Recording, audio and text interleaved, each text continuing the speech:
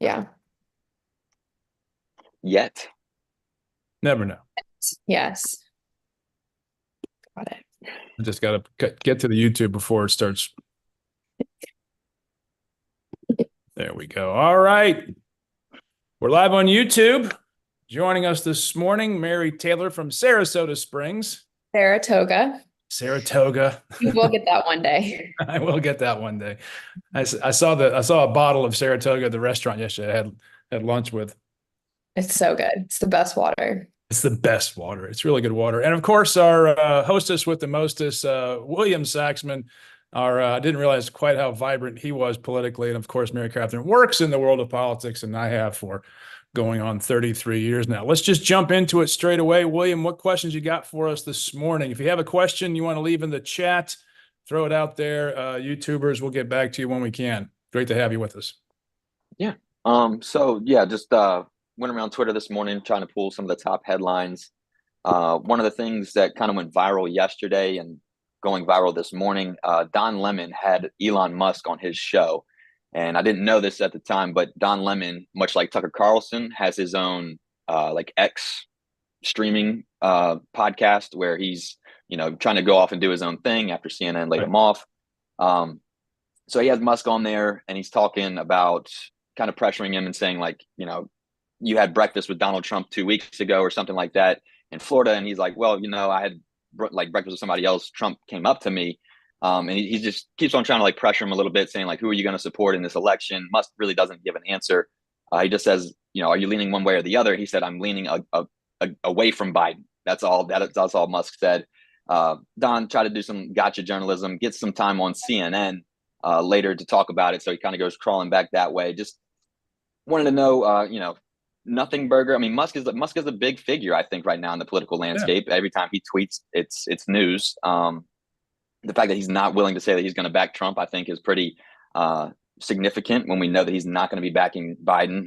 So again, this kind of gives fanning the flames of a third party candidate potentially. And that's another topic that we'll get to. But kind of wanted to get y'all's thoughts on that. I'll start with Dad. And any thoughts on the Lemon Musk interview? Well, Don Lemon can complain about not getting the show on X or whatever, but welcome to that special category in life called the tough shit category. I mean, this is the deal. I mean, it's his show. You can do whatever you want to with it. That said, it's just whatever. But I think Elon Musk is playing the reality game here of who's likely to win because he has so much invested in U.S. policy for his companies that he can't abuse himself of the reality to his shareholders. And that's first and foremost. I mean, this is a very, very smart man. He's not going to get on the edge, I don't think. And if someone's going to challenge him and disrupt things, he's going to drop the hammer, as he obviously did with Don Lemon. But for Don Lemon, so what? You got 1.5 million followers on YouTube or X. Do your own show. If you can't get it with Elon, just go back and try to get it again. That's my quick take. Yeah, I mean, Musk goes basically like, I don't have to listen to reporters. I don't have to do this. I'm just doing this for you because you're on my platform, man. And for Don to go out and try to hammer him with all these like hard hitting questions, Musk wasn't really having it, man. He was just like, dude, I'm here for you. I'm trying to help you out. Yeah, well, what the hell are you doing? Don Lemon never did that with the CNN executives. Now, did he? No. He did. Yeah, he's a hard-hitting journalist now. He's a hard-hitting journalist when it comes to Elon Musk. It's like, oh, okay. So you made name for yourself here. Did you? I mean, when I interview folks, I respect them for the position that they have and what they're trying to do, and also want to make sure that they have their chance to get their message out because. I mean, hard-hitting journalism always goes but so far in this world because there's so many diverse perspectives and diverse channels for outlets. You have to be, I think, far more respectful for that and let the audience. You can only hit it so hard. The days of gotcha journalism just aren't there because look what Megyn Kelly did to George Stephanopoulos the other day. I mean, the retrospective there was just absolutely brutal. Good for Megyn Kelly for calling out Stephanopoulos and his hypocrisy. And that's where you make your bones in today's journalism, I think. Okay, Mary, any thoughts on the Musk?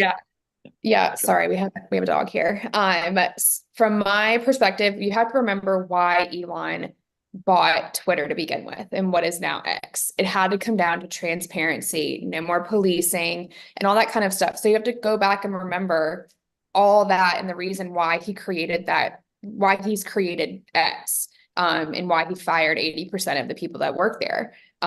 Just to understand like where Elon's coming from, it all has to come down to transparency. Nice. I mean, and do you believe, in X as being like a better platform now that he's been running it? I mean, feel like this is a pretty hot topic because you got guys like Mark Cuban who's out there like, oh, he's completely ruined it. I think he saved free speech in a way. When 100%. the left was clearly trying to put their thumb on the scale, everything Matt Taibbi came out with in the Twitter files is pretty damning. And I think that there's a lot still there that hasn't been fully unpacked in terms of what I thought would be proper punishment for this.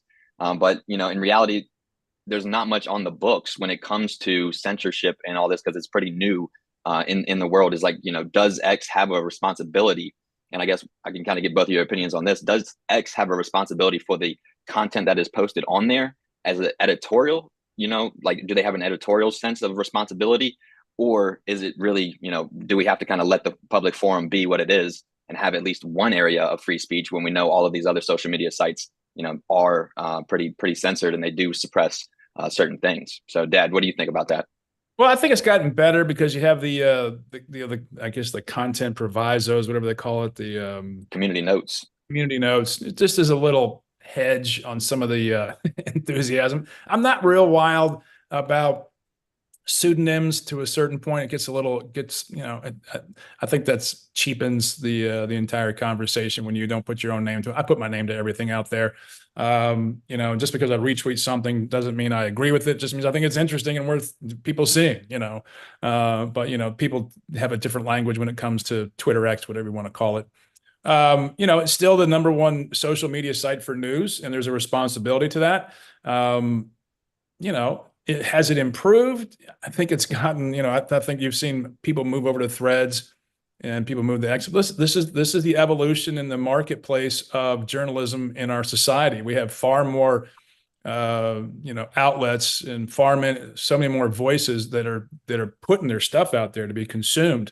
It's getting more interesting, I think, rather than, I think the mainstream media and their obvious partisan alignment with the Democratic Party and progressives have really shot themselves in the foot from a credibility standpoint, and they're just not calling the balls and strikes fairly or accurately, in my opinion. And this is just the outgrowth of that, and that's just how the market's evolving in the internet age of journalism. Yeah, I agree. Fully agree. They lost all credibility, and so they've given credibility to Elon Musk and his platform. And if they didn't want this to happen, then stay credible, stay reliable, stay trustworthy. They wanted to veer away from that. They wanted the viewership. They wanted the gotcha moments. They wanted all that. You lost it then. You've lost all credibility. You want to go viral? Great, you go viral. Guess how long it's going to last? It's a fart in the wind. That's why voices like Jon Stewart and Bill Maher, those kind of guys, more Maher than Stewart. And Stewart, I think, is tacking a little bit towards being, equal in his beat down on people, but humor is always the better way to go when you're trying to make a point. Satire, I think, is a lost art, especially with some of the thinner skinned members of the new generation, not necessarily yours, but the Gen Z kids who you just can't put up with a joke. We're just having to learn that. I mean, everyone knew Katie Britt when she dropped the ball the other night. That was just a gift to SNL and Bill Maher and Jon Stewart. I mean, how do you not take advantage of that pinata and beat the crap out of it? That's just what happens. But for the most part, mainstream media, as Mary Catherine said, have just shot themselves in the foot. Yeah. I mean, I remember like where I was when that New York Post that article came out about the Hunter Biden laptop. I went to go like click on it, and it was like this you can't find it. And I went to Facebook, nope, you can't find this anywhere now. And went to New York Post, like online, it was like, no. I was like, wow, this is going to get very interesting very quickly. So before we on that, that's a big one because that also is where I think Twitter really shot themselves in the foot, is because they got way too involved and they were doing things that were morally, ethically, and all those kinds of things just questionable after that came out. And I think that is when Elon, and I can't speak for him, obviously, like I don't know him, but that caught a lot of people's attentions that were actually paying attention.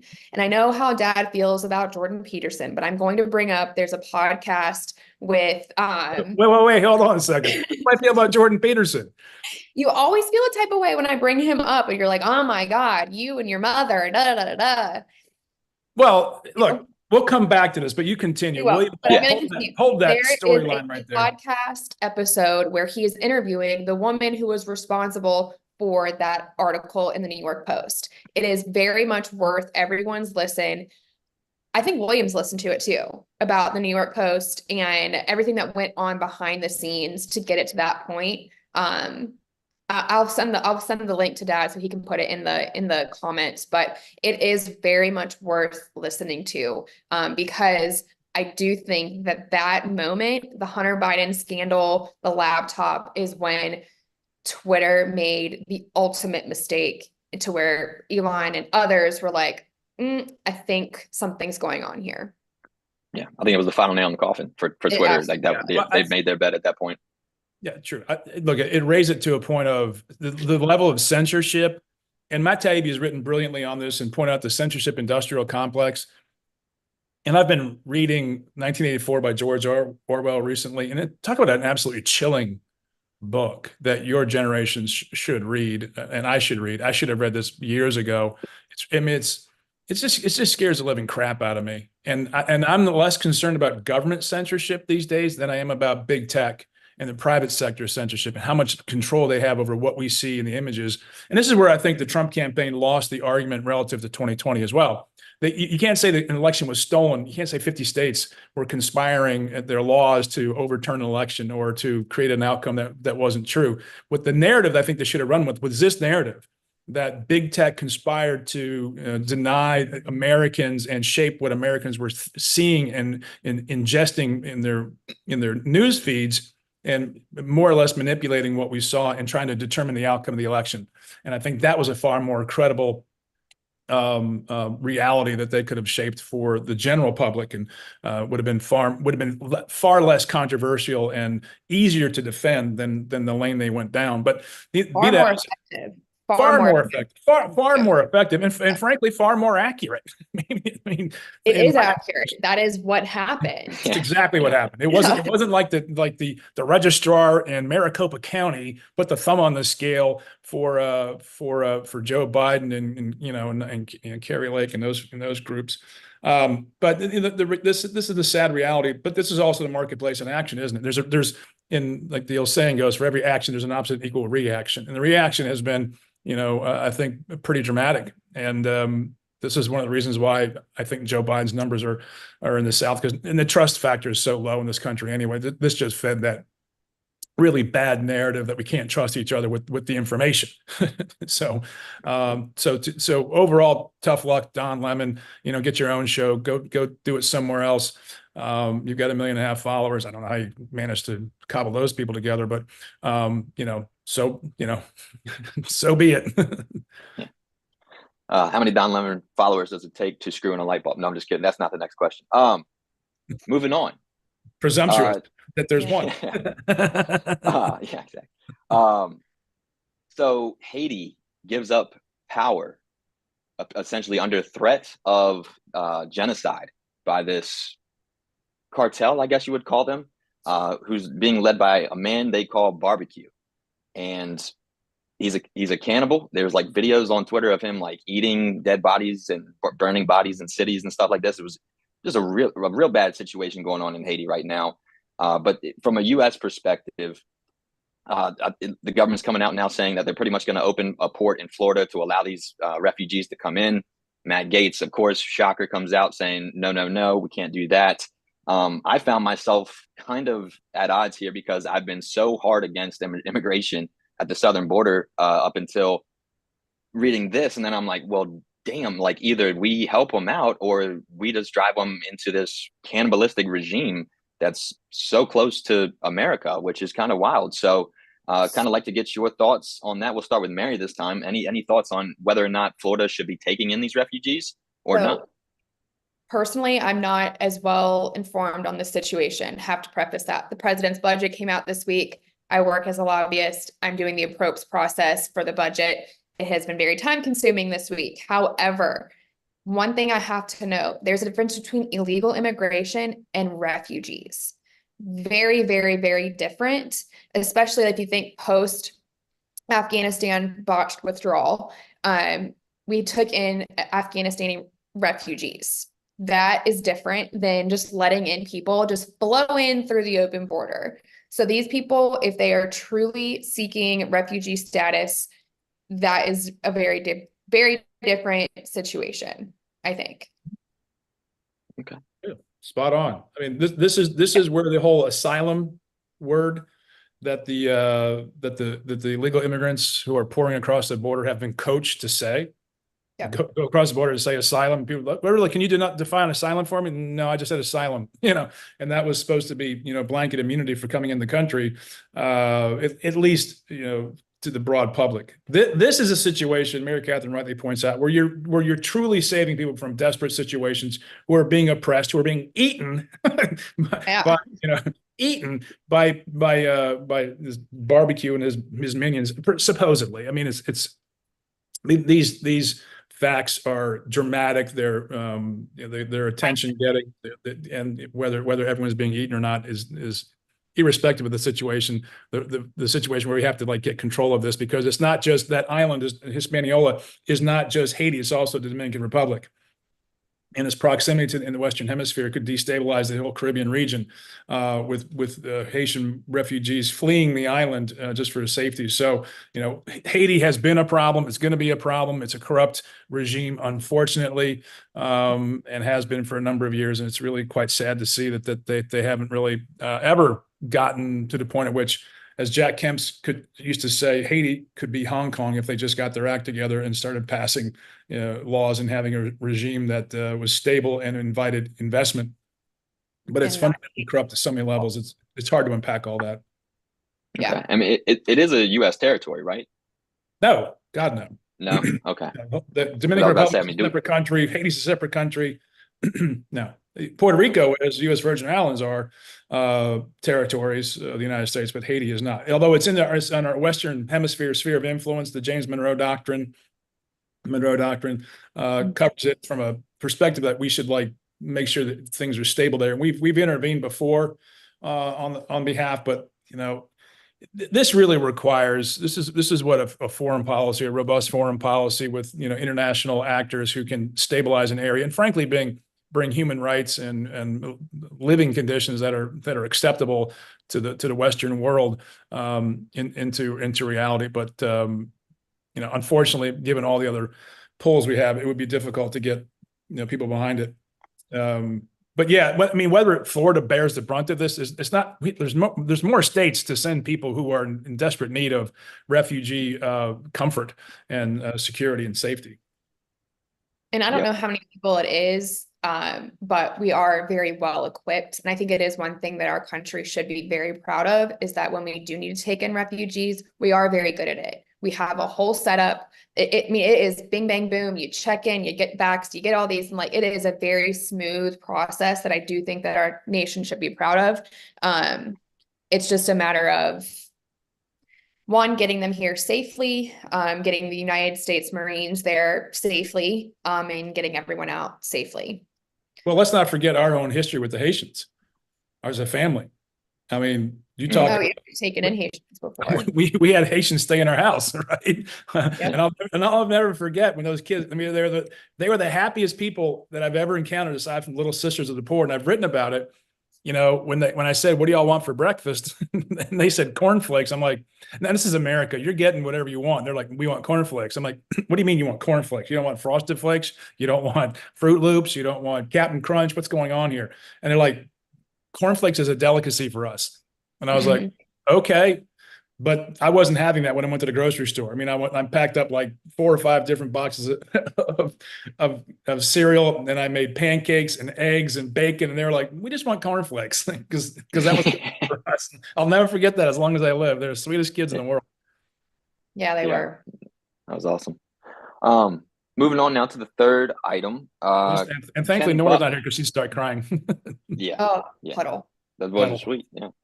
Puddle. Ken Buck announces that he's going to retire or resign next week. So the House majority is going to go down to 1 seat after that, or 2, or down to, I think it goes down to 1. Ooh, Did you see that? balloons. Did I do that too? Did I get one of those? Is it 1 now? Yeah. 2, 1, 1. Yeah. Yeah, so it will go down to 1, I believe, after Ken Buck does resign. He says that he doesn't want any part of this impeachment process. This is, not what we were sent here to do. We just keep like letting the people down here in Congress. Actually, Yeah. it is your Go ahead. job. It's exactly what your job entails, along with other things, but that is a part of being a member of Congress. He just doesn't want to do his job. Yeah, then vote no, you coward. Like, who's like, why do this now? I have no reasoning that I can see, unless somebody else points it out to me. But I mean, this just seems like the Republican Party continues to fracture, continues to lose members. Could have something to do with the MAGA side and everything that's happening at the RNC this week. But this doesn't seem like the best course of action that I would take or advise my congressman to take. Or if I'm living in his district, I'm not necessarily happy with somebody who's hanging it up, now. What just vote no or yes. Like, just leaving the job, though? I mean, what if we all just did that? We're just like, I don't really like this job, man. I'm out of here. Like, yeah, that sounds great and all, man, but you're paid to do a job. And he's like, yeah, Congress is really letting the people down, so I'm going to let the people down and leave. Make it make sense, Dad, please. Okay, this is the fun part of politics sometimes. So Ken Buck he was resigning. He was not running for re-election, right? He just advanced his retirement by saying, "I'm going to resign." I think it's on the 22nd, next week. Mm-hmm. Okay. I think he's in the 3rd congressional district in Colorado, right? I believe so. Yes. Yeah, Okay. I can pull this up. In the 4th, there is a representative named Lauren Boebert, who is not running in her old seat, her current seat. She's not running for election or re-election in the 4th. She has declared her candidacy for the 3rd. Okay, because she's so unpopular in her home district, she's moving or going into the 3rd, which is where Ken Buck is from. And what he's basically saying is, I don't want Lauren Boebert to be in Congress, so I'm going to resign early, and they'll have a special election, and the winner of that special election will have the incumbency advantage going into the general election or the renomination in the fall. So this really advantages not Lauren Boebert. So in my estimation, this is a total screw over of Lauren Boebert and her performative politics and the performative politics caucus in Washington, D.C. The Matt Gaetzes, the Ilhan Omars, the Alexandria Ocasio-Cortez, the Marjorie Taylor Greens. This is a FU moment. This is like, here you want some medicine? Here's your medicine. You don't like it? I don't care. And Ken Buck doesn't have to care. If he doesn't want to be there, he doesn't have to be there. If he doesn't want to do that, they'll have a special election. They'll fill the seat, and life will go on. But I also think that this is the politics of politics, and I think that this is also the American people are tired of. You were voted in for 2 years. Oh, Tough shit. This couldn't even serve it, man. Years. Going 18 months. Yeah, like finish it out. Just vote no. Like, leave it up to the American people. Leave it up to the people in your district. If they don't want Lauren Boebert, then they won't. They're going to have a special election. They're going to fill the seat. If he died, what would happen? They'd have a special election. Yeah. But he's not Instead, dead. he's quitting like a quitter. Okay. No, what he's doing is he's screwing those guys over who won't get the job done. That's it. Look, everyone has rights to do and express themselves. This is his method of expression. If you don't like it, don't vote for him. If you don't like it, tough shit. And this is politics inside the game. This is the game inside the game. And I tell people all the time, if you don't like it, tough toenails. This is the game. We play hardball. We throw inside pitches. It's not fun. It's not easy. It's not pretty. You don't like it? I don't care. I think that's what he's doing. He's stepping out of the box. He's not taking the hard hit. Like, he's taking the hard hit. He's throwing a high inside pitch at Lauren Boebert's head. Stand in the box and vote, man. But let the American people decide that Lauren Boebert is trash as she is. Look, let them decide that. Don't let. Who was the biggest headhunter? Who was the biggest headhunter in baseball? Nolan Ryan. Okay, so no, he wasn't a headhunter, but he threw inside, and he said, my job is to control half of the plate. The batter's job is to figure out which half I'm trying to control. Look, and I told you were a catcher on the Little League team, and I would tell our pitchers, I need you to pitch inside, and the pitcher would say, but I might hit the batter. I'm like, I don't care. If you give up the entire outer half of the plate, they're going to kill us. Mm-hmm.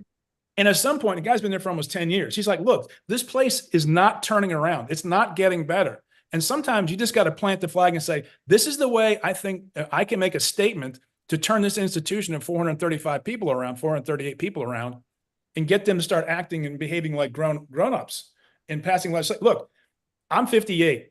You're combined 58. Okay. I just did the math in my head. My future is okay. I get it. I look at y'all's future and what this Congress and what the federal government has done to y'all for the last 30 years and say, my God, if in your interest, in your best interest is to get these people to start making the tough decisions or your future is screwed. That's what I wrote about today in my column. I mean, their decision-making is so catatonic. They can't make up their minds on the basics. Net interest on the debt is ahead of Medicare and national defense. It's ahead of payments to the state and local government is ahead of this. You know, you can complain about how you want to. So he's supposed to do his job. No one's doing their job. And all he's saying is job, do your job. He's the one fighting for you guys and say, if I take out Lauren Boebert and performative politics, which is slowing this place up, then I will have that legacy I want to believe in, chess, not checkers. This is chess, not checkers. Yeah. I can agree with that. One, I have to be careful of what I say on here. I am a registered lobbyist and I love all members of Congress and I respect what they do for a living. So I do have to be a little careful of what I say. But I think you're right. I think Dad's right on this one. Do I fully agree with his decision? I don't, because I do feel like it maybe was not fully left to the American people to make up their decisions, especially in those districts. I'll leave it at that. Yeah, I just There's looked a up lot more that I could say from a personal standpoint, but I will not. Congressional approval rating is at 15%. So he's the bad guy? So Ken Buck's the bad guy? Come on, seriously? He's a quitter at the very least. And I don't know if I necessarily agree with the way that he's going about it. I think it's a beautiful strategic move, and I'd send him money today. We'll see. We'll see how it plays Ken out. Buck, for trying to screw over Lauren Boebert. My God. Horrible. Has she not done that enough already? I can't believe that the Colorado Republicans would even consider her for anything. Same thing with Marjorie Taylor Greene, though, and I keep being wrong about that. This is one way to put a nail in that coffin now, isn't it? Yeah. And when you do, when you aim for the head, better not miss. Like, put them away. Like, I like that idea. Totally fine. Final topic here. Aaron Rodgers gets listed as a potential candidate for VP on RFK's ticket. Democrats waste no time. CNN comes out, had this reporter who alleges that she had a conversation with Aaron Rodgers in 2013 at the Kentucky Derby, where people are known to be sober, and says that he's spewing out Sandy Hook conspiracy theories, saying all this wild stuff. It's 11 years ago. I'm not sure Aaron Rodgers is the same guy. He's really kind of polished up a little bit in the last 11 years, as a lot of us have. I'm not even sure, like, the fact that conversation is off the record, but CNN comes out, Jake Tapper is going to cover this as like a lead type of story and waste time on it. Tells me that I think that they're a little bit scared of what RFK might do with this VP pick if they're just going to make it a popular thing to run up his numbers to get him on the debate stage. And again, this year, saw Charlie Kirk, I mean, had a great tweet about it. This is not the Trump-Biden rematch that we all think it is. It's really the five-way race, and somebody's going to win this thing with 40 to 42, 43% of the vote. So is RFK making a play for that with Aaron Rodgers? Do you think Democrats are actually scared of it? And why do you think that these Aaron Rodgers stories, now they're going to come out of the woodworks and really try to smear this guy who's a quarterback in the league? He hasn't retired or anything. I think it's definitely interesting. Everybody's like, I mean, do you think this is serious? Do you think he's really on the list? I'm like, sure. Like, I don't know who wouldn't be on the list if you're RFK. Why not? So I mean, throw him on there, but I don't think it's a good idea. That's not a good idea on RFK's part. It needs to be it shows you're not serious. Like, it shows you're not serious. And like, I actually think he is a very serious candidate. Like, truly, I think that is where like the unity ticket thing could actually come into play. You know, that's where, you know, because he is a unifier of both parties. He's got my interest. I'm a Republican. Sometimes, maybe who knows anymore, honestly. Yeah. But I do think that he makes valid points regardless of party. And that is what people are not getting. Like, and I wish they would. And I wish, well, there is a reason that Joe Biden has not taken him seriously, will not debate him or anything of the sort. They're afraid of him because what he has to say is important. And that drives me bonkers. Why are they not debating? Truly, why are they not debating? That is a BS call, because no longer are the people, the voters, actually having a say in who's running for president, who's going to be the front runner. Well, it's going to be Joe Biden. It doesn't have to be. It doesn't have to be Joe Biden. Yeah. I mean, like they're saying, like, you know, he brings in like the pseudo right vote, and I think RFK already had that, like the anti-vaxxer stuff. He's already the anti-vaxxer. He's already got the Joe Rogan vote. So I don't really understand how Aaron Rodgers boosts his chances in any way. Does it do? But I thought it was really interesting that just right out of the gate, we're going to smear this guy and try to tank him. I'm like, all right, why even give it the time of day, Dad? Well, let's take, there's a couple of questions going on here, I guess. You know, one, RFK's candidacy writ large, and then adding Aaron Rodgers to a ticket potentially as a NFL quarterback. Okay, it's headlining. It gets your attention, right? CNN. Oh, we had a reporter who said 11 years ago at a Kentucky Derby, can you prove the allegation that he actually said this? Well, no, but it's just what I heard. Well, piss off. That's not journalism. But frankly, let's be honest here. People are going to tune into CNN and they're going to click on the headline online. This is the devolution of journalism in our society. You know, it's just crap. You know, this is what he clickbait. said. You know, what's that? Just clickbait. Just trying. I mean, are you think it's from RFK's side, or you think it's more like CNN trying to spoon this up? You know, so it's like the old question, Senator, are you still beating your wife? No, I'm not beating my wife. Yes, I am beating my wife. The reality is you're beating your wife. I mean, that's just one of those setup questions. So it's gonna come back to, you know, Aaron Rodgers having conspiracy theories. I mean, look, they have the anti-vaxxer vote. Okay, great. I mean, and William pointed out his RFK's State of the Union, his own State of the Union address, which was exceptionally well done. Yeah. And your brother has said, do you think his voice and his disease that he has in his voice will keep people from paying attention to him? I said, no, actually it'll draw people into what he's saying. You know, and I listened to it and then I said, okay, he does say a lot of things very well.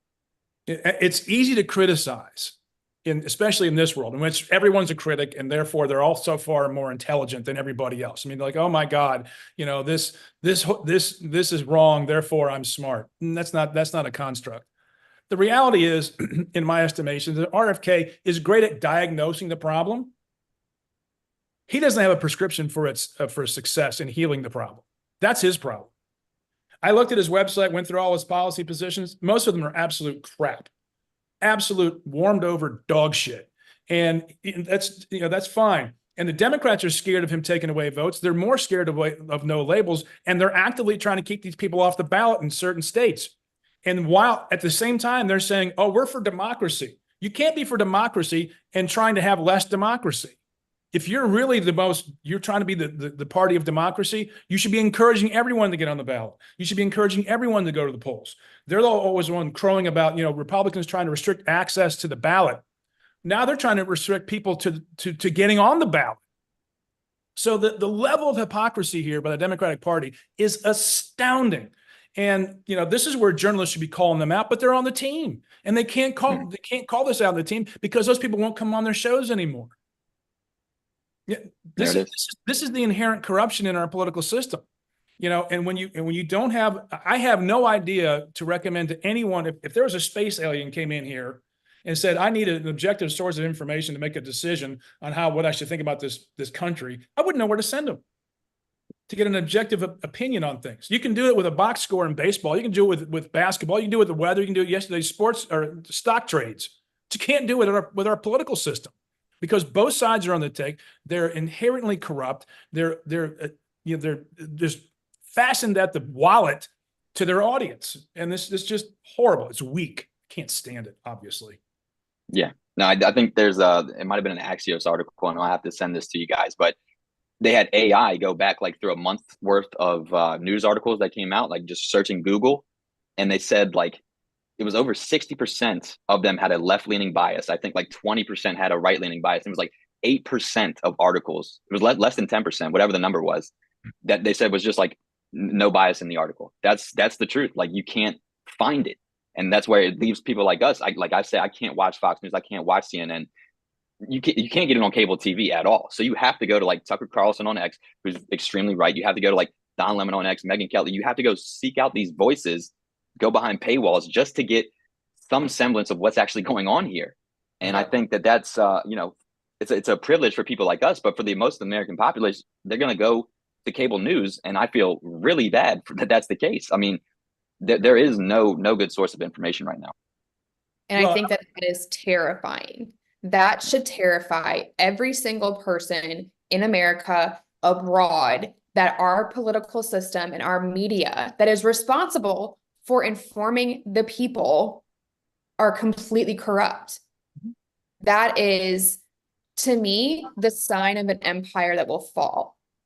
And I truly mean that. And that seems like a very heavy, position to take. But for those who don't know, and I'm going to get biblical, and I'm sorry, but history is a cycle. History is a cycle. Empires that fall, there are two things that they have going on that lead to their destruction. One is corrupt leadership, and two is injustice. And I think our justice system is broken. Personally, I don't think it is what it could be, what it once was. I fully agree with that. And our corrupt leadership, I'm gonna put a hold on the justice system. You can pause it. That's fine. No. I'm going to come back to it. I think it's important. I think it is perceived to be far more unjust than it actually is. And I'm going to leave it at that. The justice system? I think it's perceived to be far more unjust than it actually is. Because to our previous points about getting the right information, one thing that goes wrong in the justice system is an indictment on the entire justice system. No, not actually. And I think we have to take a look. Look, and I get it, and I really appreciate your perspective, Mary Catherine. And there are problems. I'm not saying there's not any problems, and I'm not saying there's not racial bias, and I'm not saying that it can't be improved. What I'm saying is I think it's an overly broad indictment of the entire justice system, and because we have so many different elements to it and across so many different jurisdictions, it's tough to say that the entirety of it is problematic. And your friend Daniel Perry, let's talk about the justice system. Is that just? So we have a trust issue, and the justice system is an area in which I think it is overly prosecuted, ironically, for being unjust. But I think for the most part, they get it far more right than they don't.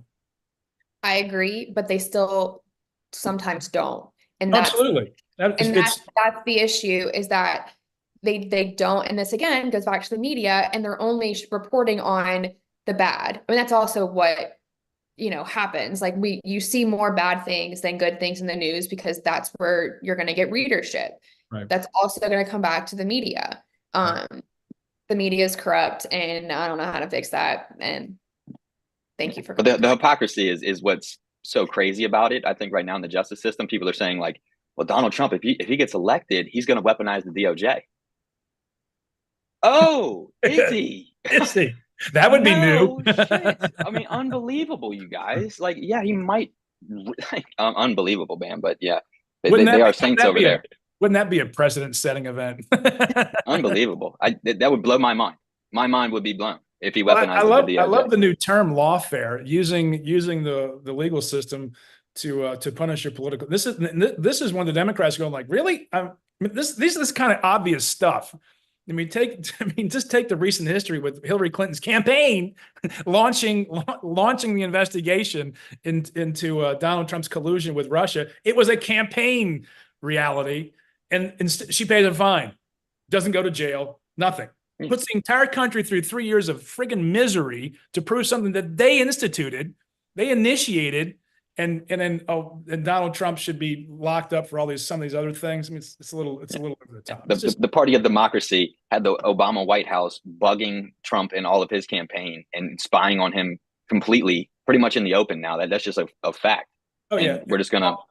And those people coming out against Hunter Biden's laptop saying it was a Russian operation, classic Russian operation.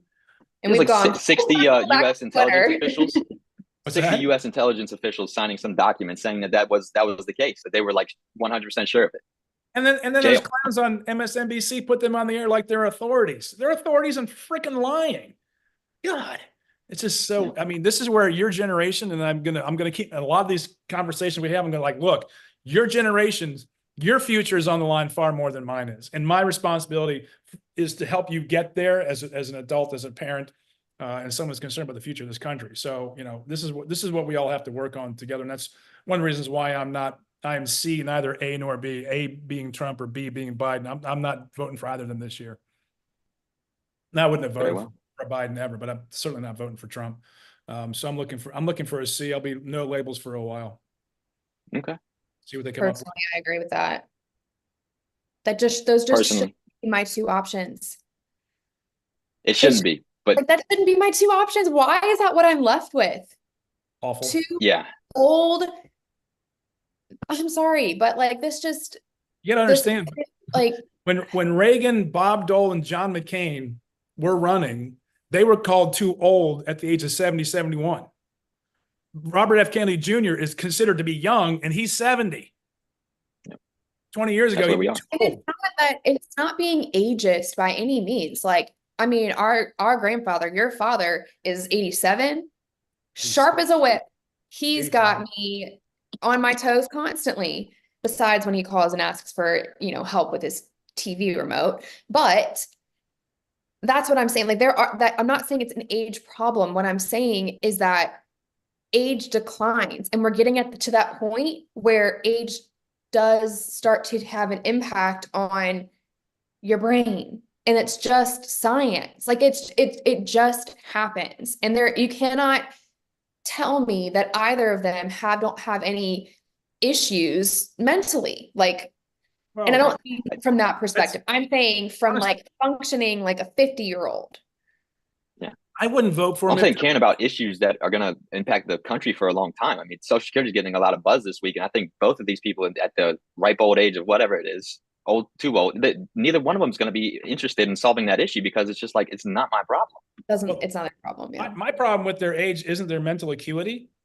I mean, obviously Biden has more senior moments than Trump, but Trump's starting to show a little bit of that. That is not what's the basis of my decision not to support these people.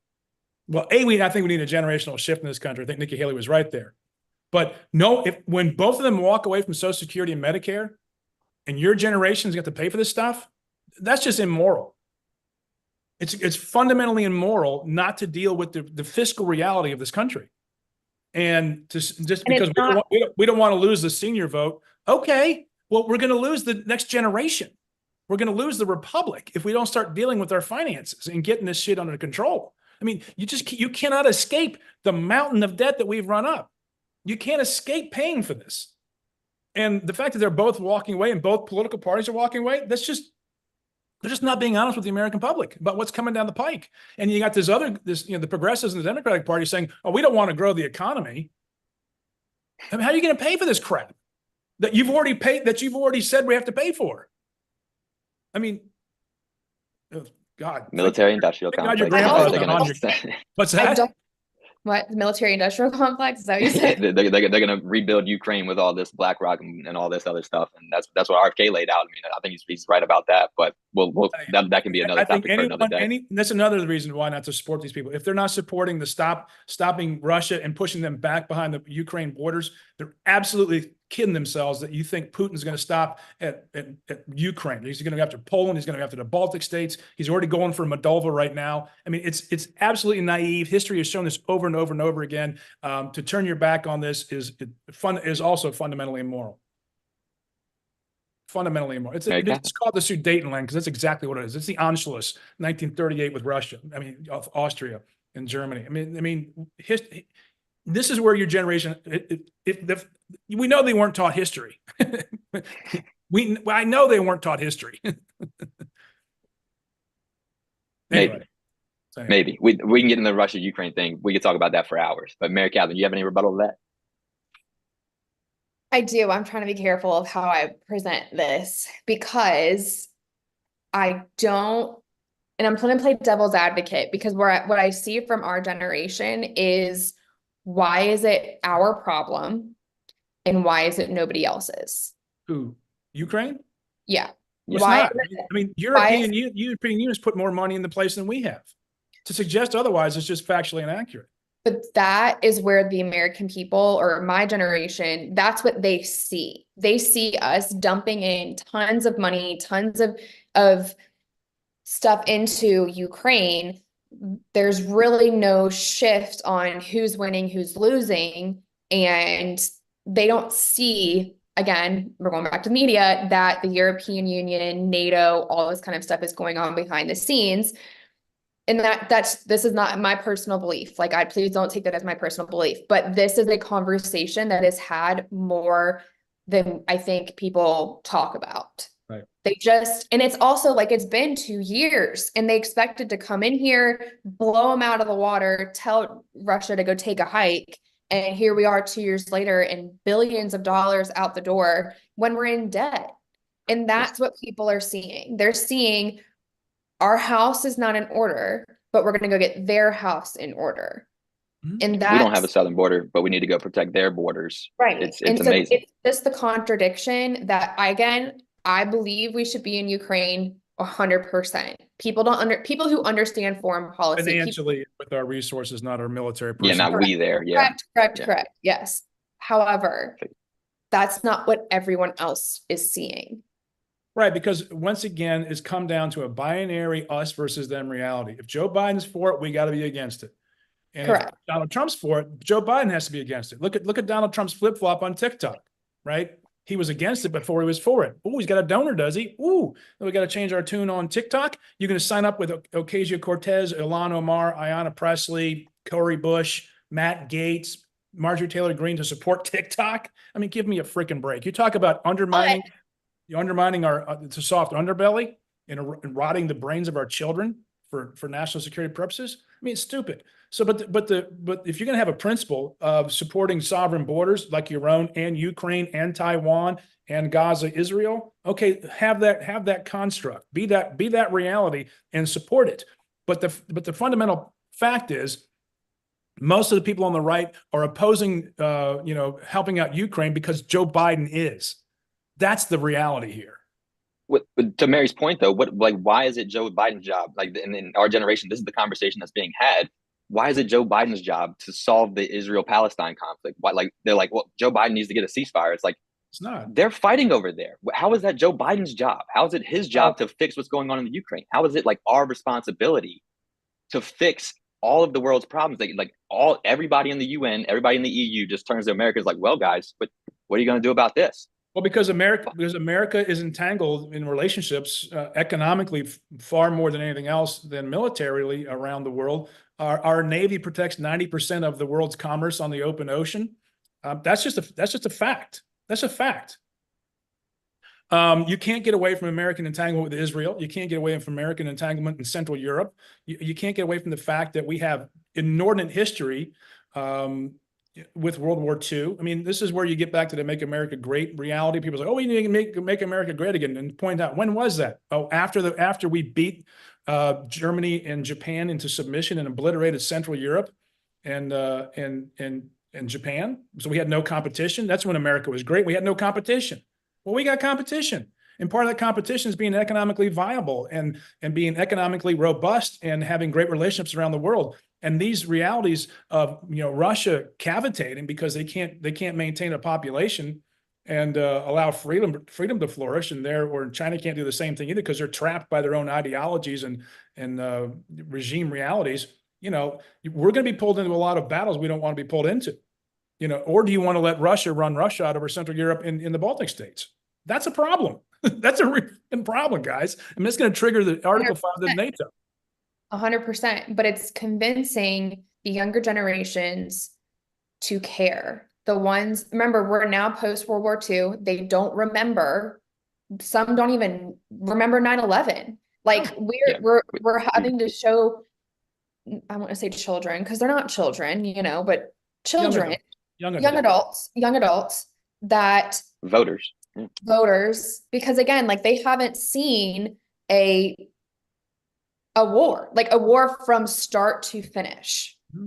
And unfortunately, William and I are a very different category than the younger two. But that's the reality. And how do you convince them that we are policing the world? That is a responsibility that we undertook post World War II. And we have to continue to see that through. It doesn't just stop. You don't just be like, oh God, this was an exhausting, century. We're going to take a beat. It doesn't work like that. Right. Like, well, and to your point about the whole policing the world, there are diminishing returns, and you have to maintain stability. And our geopolitical outlook has gotten away from us because people don't pay attention. So hell, they don't pay attention to what we're doing here at home. And so when you start stacking up the numbers, you go, how can we afford to pay Ukraine? We're not paying off this. I mean, the cost, if we don't, is going to be 20x and inescapable. And if you want to take a fiscally conservative position, okay, fine. But you can't have a fiscally conservative position on Ukraine and then ignore Social Security and Medicare.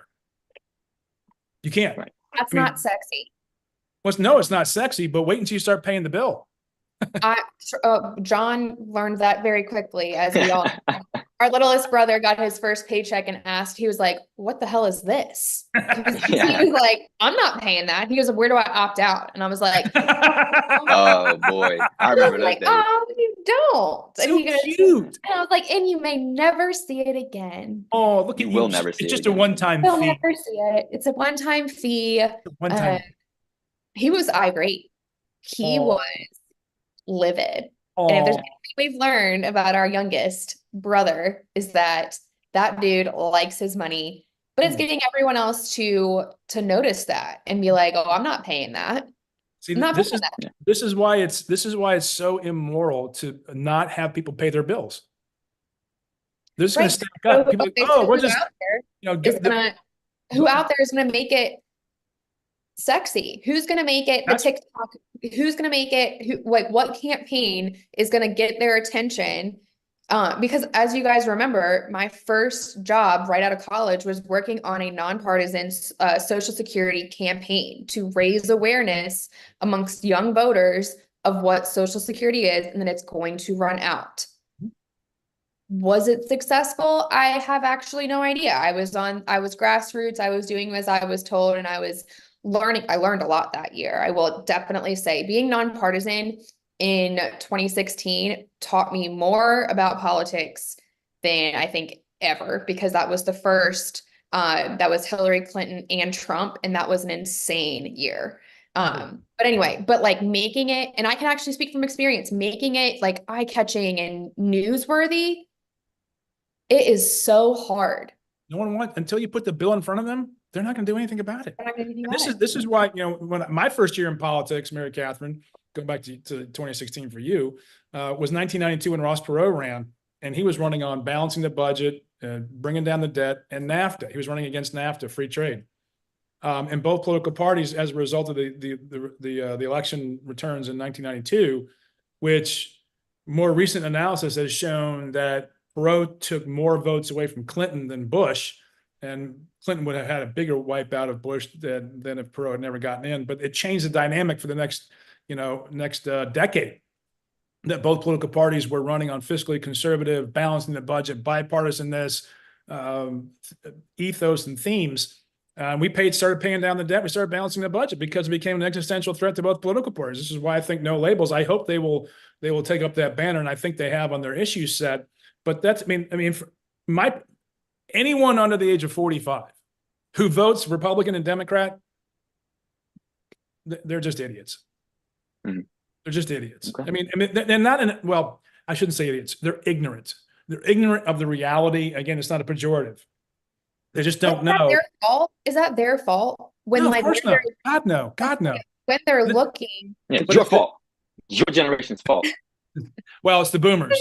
I would put it more in the boomers. My therapist said it was your fault. Well, man. Mary Catherine's question here, it's fault. It's not fault, but it's your responsibility because this is coming. You're going to have to deal with this shit. And there's no escape. There's no escape, right? You cannot escape the fact that we're going to have this much, many trillions of dollars in debt that someone's got to pay off. It's But going to. how do we tell them that when everything that they're being fed in mainstream media, and I keep going back to the media, maybe this is what I really have the problem with, is the media, is that it's not trustworthy, it's not talked about, it's not talked about because it's not eye-catching. It's actually a very real issue, and like I said, it's not sexy, it's not going to get viewers, so we're just going to keep on, instead of creating viewers, we're just going to just slide on past it because we need the viewership now because we're in trouble. Well, that's what Ross Perot did. He got up there and said, y'all should go watch the videos on this guy. He had a really whiny East Texas accent, and he'd bring out these charts and stuff, and he'd get on there and talk like this, and people would go like, who's this self-made billionaire guy? And why is he upset with both political parties? And he started showing us in real numbers. Here's what's coming, guys. And then people just ignore it until they have to deal with things. And that's, like most things in our life. Do you go to the doctor? Only if it hurts, right? And then the doctor says, doctor, it hurts when I do this. Doctor says, don't do that. Until it hurts, we're not going to change. Yeah. This is something Karl Marx got right with when he mixed capitalism with democracy. It eventually turns into this beast of what'll be clickbait and stuff. And you have sponsors that are running the news, organizations, and the Rupert Murdochs are going to be influencing way too much. I mean, it is something that we can get into at a later date. Right. Yes, I think we've done enough for today. I appreciate y'all's time. That was fun. You guys. Love That you. was fun. Bye, guys. Yeah.